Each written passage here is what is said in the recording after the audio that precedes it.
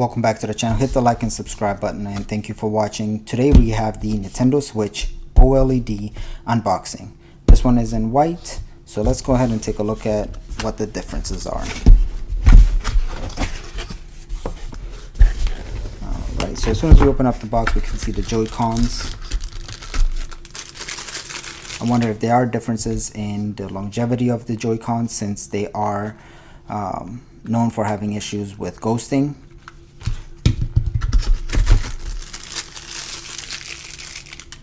Or drifting, depends on which terminology you want to use it, but they tend to have to be fixed, and getting the replacement parts isn't too hard.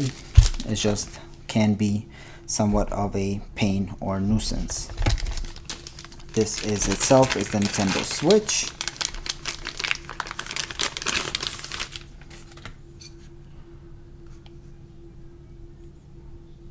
And right there you can see the OLED screen, and we'll compare it to the original Nintendo Switch and just see what the differences are. What else do you get in the box? You do get the dock. Now the dock itself is also different, being that this is the white color model. The dock is white. This opening here is different. This pops off, it goes right there. You have your USB-C, HDMI, and now it comes with an Ethernet port as well. Go ahead and put this back.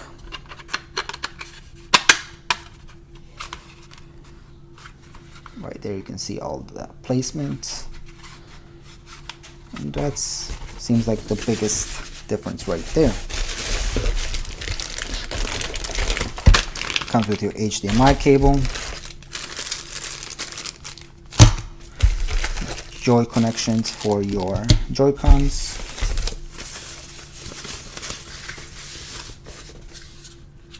connection for your Joy-Con to make it into a controller, and your plug, which is USB-C. I wonder if there's a difference in power output on the plug itself. Looking right there. Let's see what this one is.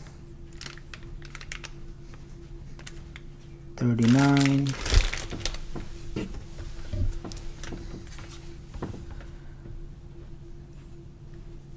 And this is the original.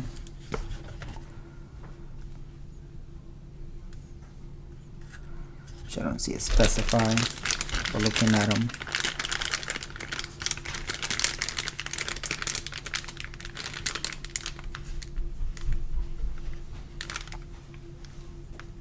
this one is 5 volts at 1.5 amps.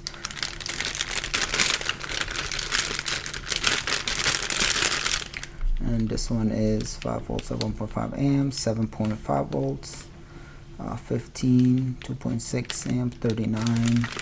This one is 15, 2.6. So it doesn't seem like there might be too much of a difference, at least not from this information. It uses the same mod HAC002, so should be the similar output in power on that right there. So that's itself for the unboxing. Not much going on for it. Let's look at the docks and what the difference between those is.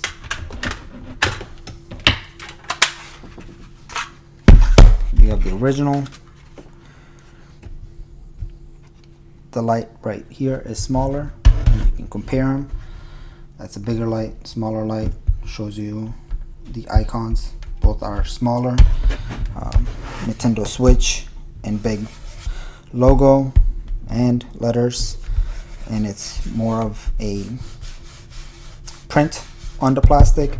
This is sketched in, so you can see that and feel it. Let's look at the bottom. So this is all soft matte right there.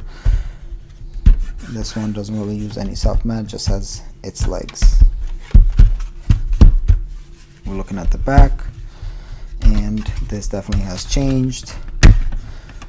Now this one, all of it comes out. This one does not. You have your AC adapter. This one has USB. This one does not. HDMI out, and LAN. Looks like this might be for venting.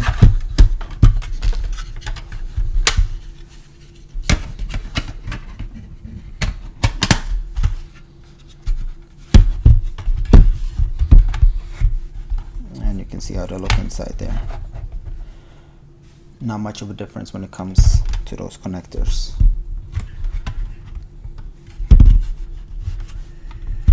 They do use a new guard positioning right there on both sides. Here it's more of a soft guard position. That's it for the docks. Now, what about the switch itself?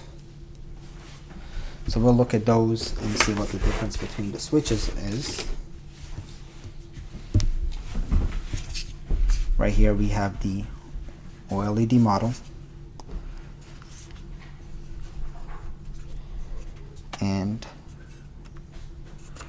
you have your micro SD connection. The kickstand is much better, way wider, able to move it into position. Now let's compare it to the other switch.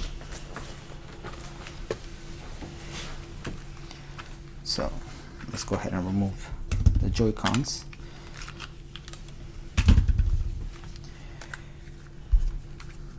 So this kickstand here, as you can see, way more fragile, one position.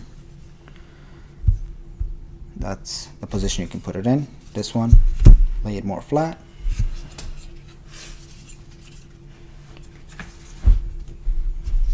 Way more adjustable.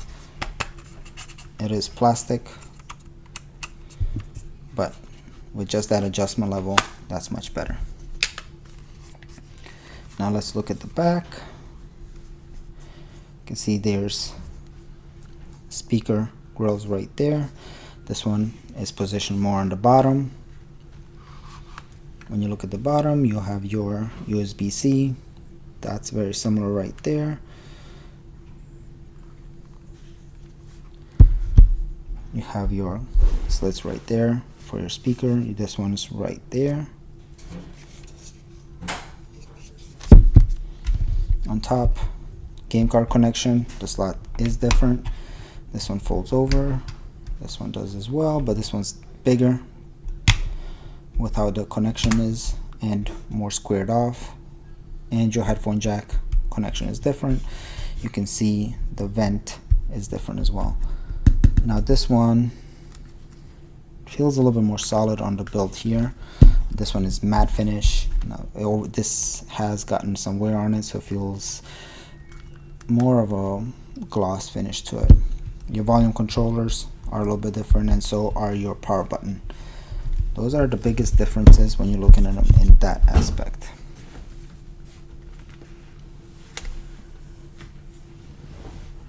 Now once you turn it on, this is where and what you will notice.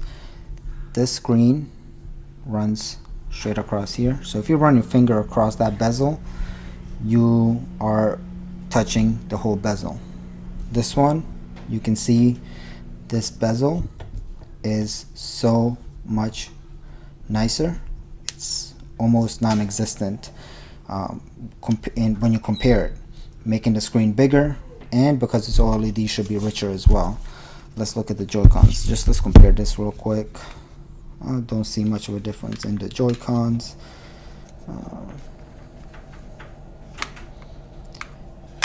Yeah, it doesn't seem like there's too many changes in the Joy-Cons itself. Let's dock them. There we go. Connect one. Connect the other.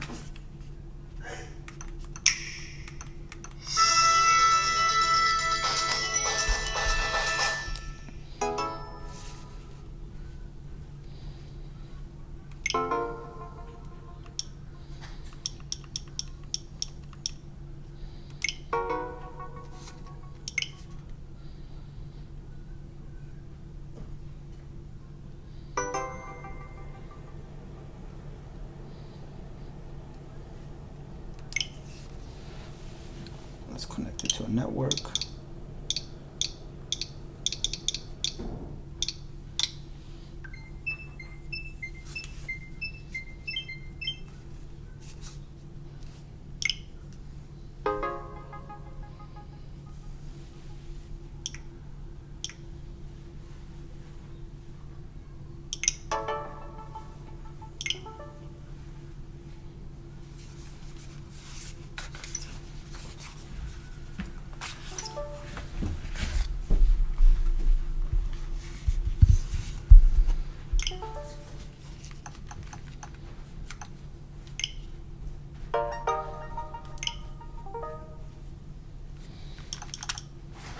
Yeah, just have to create new users for the setup or import it from a Nintendo Switch console. Creating a new one.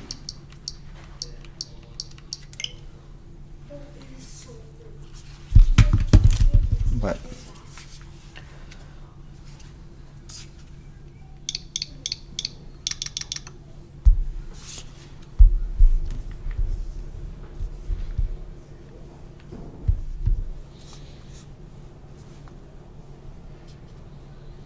processing, not much of a difference. So your gaming experience shouldn't change too much, but this screen does make a difference. Consuming content, watching it, you will get a better quality display.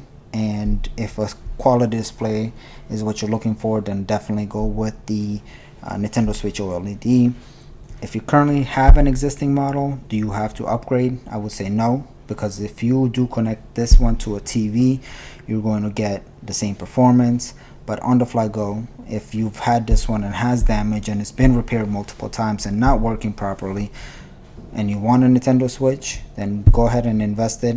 $350 will get you a Nintendo Switch OLED with a nice screen, so you can consume your content and play the video games on the go.